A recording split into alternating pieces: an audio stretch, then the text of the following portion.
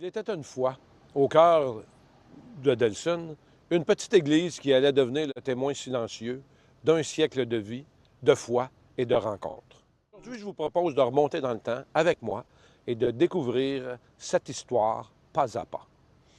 Les informations que je vais vous partager proviennent principalement du livre de Delson, Histoire d'une ville, que j'ai entre les mains, et aussi de recherches effectuées à la Banque d'Archives nationales du Québec. À travers 5 chapitres, nous verrons comment, à force de courage et de persévérance, une communauté a bâti sa chapelle, puis son église, et comment cette dernière est devenue un lieu vivant, spirituel et culturel, et toujours au centre de la vie du village. Alors installez-vous confortablement et laissez-moi vous raconter un siècle d'histoire condensée en quelques minutes. Au début des années 20, Delson est un petit village sans église catholique. Les habitants doivent marcher jusqu'à Saint-Constant pour assister à la messe. Or, la population est composée d'ouvriers qui n'ont pas, malheureusement, de chevaux. L'hiver, la route est longue et pénible. Puis, quand il pleut, les chemins sont en mauvais état, obligeant parfois les fidèles à marcher jusqu'à la voie ferrée, ce qui n'est pas idéal. Mais les familles ne se découragent pas. Elles s'unissent et font un front commun. Pendant 3 longues années, elles multiplient les démarches auprès du diocèse de Montréal. Leur demande est simple: pouvoir célébrer la messe chez elles, dans leur ville. Il n'est pas question de fonder une paroisse indépendante de Saint-Constant, seulement qu'on puisse dire la messe ici, dans leur ville, à Delson. Le 30 novembre 1924, leur persévérance est enfin récompensée. L'évêque auxiliaire autorise l'ouverture d'une chapelle de secours. La messe se célèbre alors dans l'ancienne salle municipale, transformée pour l'occasion. Il n'y aura pas de baptême, pas de mariage, pas de funérailles, mais c'est un grand pas pour les fidèles de Delson. Quelques jours plus tard, soit le 15 décembre 1924, le prêtre retraité, l'abbé C. Wilfrid Lalonde, est envoyé pour desservir la communauté de Delson. Il loge chez la famille d'Évariste Daou dans une chambre simple et modeste. Le desservant reçoit pas moins de 400 $ par année, ainsi qu'un logis chauffé, meublé et éclairé. Ce n'est pas grand-chose, mais c'est le début d'une nouvelle vie spirituelle. La chapelle de secours est née, et avec elle, l'identité religieuse catholique de Delson. En 1924, la chapelle de secours remplit son rôle, mais elle devient vite beaucoup trop petite. La population grandit, la foi aussi. On rêve maintenant d'un lieu de culte digne de ce nom. Au printemps 1925, l'archevêque auxiliaire de Montréal reconnaît officiellement la desserte de Sainte-Thérèse de l'Enfant-Jésus. Celle-ci doit cependant continuer de rendre des comptes à la paroisse de Saint-Constant. À la fin de l'été 1925, la grande nouvelle tombe. On construira une église à Delson. Une assemblée des paroissiens est convoquée et les plans de l'architecte Lou J. Venn sont dévoilés. Des lots sont achetés, tout près de l'école primaire à côté, pour accueillir l'édifice. Les travaux s'enchaînent rapidement, portés par l'enthousiasme et la détermination des paroissiens. C'est le citoyen Omer Barbeau qui est en charge de la construction. Entre le 1er novembre 1925, à peine quelques mois plus tard, l'extérieur de l'église est terminé, à l'exception du clocher. Le presbytère, quant à lui, sera construit en 1948 seulement. On tient des offices dans la nouvelle église, même s'il ne fait pas chaud pendant le premier hiver. Les paroissiens devront attendre 4 ans, en mars 1929, pour qu'on installe des bancs dans l'église, achetés avec les profits d'un souper d'huîtres. Après une première messe où les paroissiens seront debout, les chaises seront installées entre-temps. En mai de la même année, bien avant les marketplaces de ce monde, l'Église achète l'orgue à tuyaux de la paroisse de l'Acadie pour la somme de 400 $. L'orgue a été fabriqué en 1869. Fait cocasse, il a fallu couper la tête du buffet pour qu'elle puisse entrer dans la voûte de l'église. Malgré les bancs arrivant plus tard et le froid du premier hiver, l'église vit déjà. Les paroissiens ont un lieu bien à eux, bâti de leurs propres mains. En juin 1925, quelques mois avant le grand projet de construction de l'église, l'abbé Louis A. Lafortune est dépêché à Delsun par l'archevêque auxiliaire.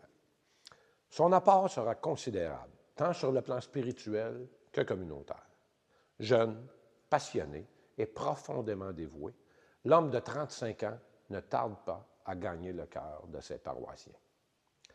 Dès son arrivée, il s'investit entièrement. Il a une grande dévotion pour Sainte Thérèse de l'Enfant Jésus, récemment canonisée, et propose de la choisir comme patronne de la future paroisse. Son idée fait l'unanimité. Sainte Thérèse devient donc le cœur spirituel de Delsun. Mais l'abbé Lafortune n'arrête pas là son implication. Il rêve d'une Église vivante, active et utile à tous. Menuisier et sculpteur de talent, il fabrique le confessionnal en merisier pour accueillir les fidèles dans l'intimité, la balustrade à l'avant, ainsi que les deux autels que l'on retrouve dans les chœurs secondaires de l'Église. À propos du confessionnal, le notaire et historien Gérard Morisset écrivit une pièce monumentale dans un recensement sur le patrimoine religieux du Québec. La dîme, ainsi que les redevances et les répartitions, continuent d'être collectées par la paroisse de Saint-Constant. Pour financer les activités à Delsun, l'abbé organise des parties de cartes et chaque automne, des parties d'huîtres. Dans la sacristie, il fonde une caisse populaire, une initiative visionnaire pour l'époque, permettant aux familles d'épargner, d'emprunter et de se soutenir mutuellement. Habile administrateur, l'abbé Lafortune veille à ce que tout ne coûte pas trop cher. L'Église et l'ameublement ont coûté un total de 20 000 $. À son départ en 1938, la dette n'était plus que de 6 000 $. Comme quoi, on peut être un homme d'Église ainsi qu'un homme de chiffres.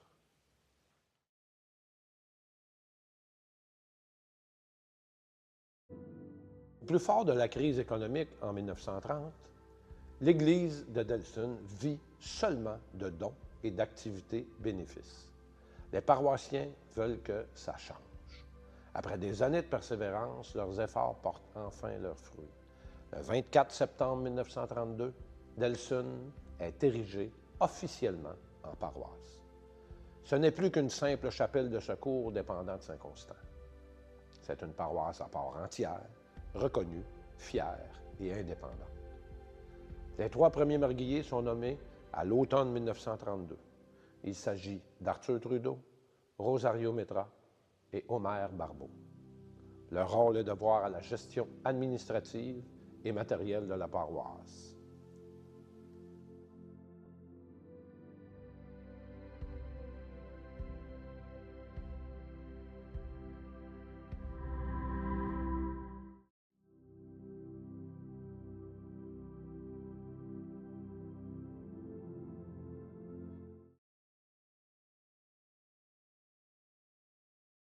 Pendant des décennies, l'Église Sainte-Thérèse de l'Enfant Jésus est au cœur battant de la vie catholique à Delsun. On y célèbre des baptêmes, des mariages, on y partage des joies, on y porte des deuils.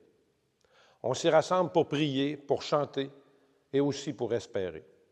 De génération en génération, elle accompagne la communauté, témoin silencieux de ses plus grands moments.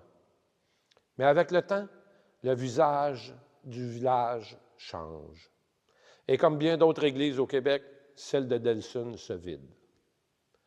Elle se retrouve à la croisée des chemins.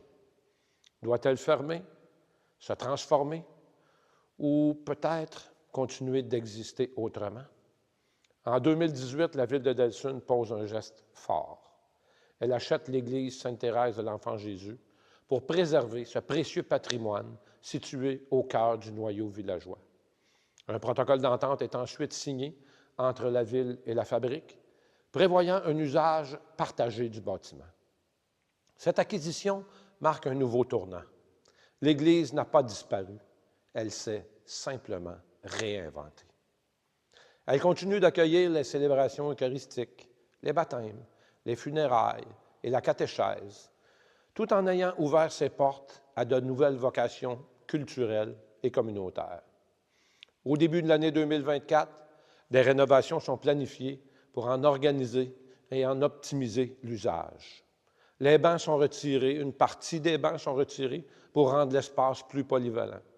Selon les événements, on y retrouve des tables bistrot, des rangées de chaises ou tout simplement un espace libre pour accueillir un concert, une exposition ou un rassemblement de citoyens.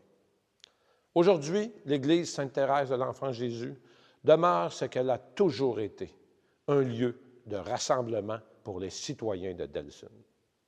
Et c'est d'autant plus vrai depuis que le Petit Lange a été aménagé, permettant de retrouver son usage pour le sous-sol. Elle est toujours sacrée, toujours habitée par la foi, mais elle est aussi devenue un espace vivant, ouvert sur la communauté et surtout tourné vers l'avenir. C'est une nouvelle page de son histoire qui s'écrit, dans le respect de son passé et aussi avec la promesse de beaux lendemains. Alors qu'elle célèbre son centenaire, je vous invite à venir vous souvenir de son histoire, à lui rendre hommage à ceux et celles qui l'ont bâti et à célébrer ensemble un siècle de foi et de culture et de vie communautaire. Bon 100e anniversaire à l'Église Sainte-Thérèse de l'Enfant Jésus.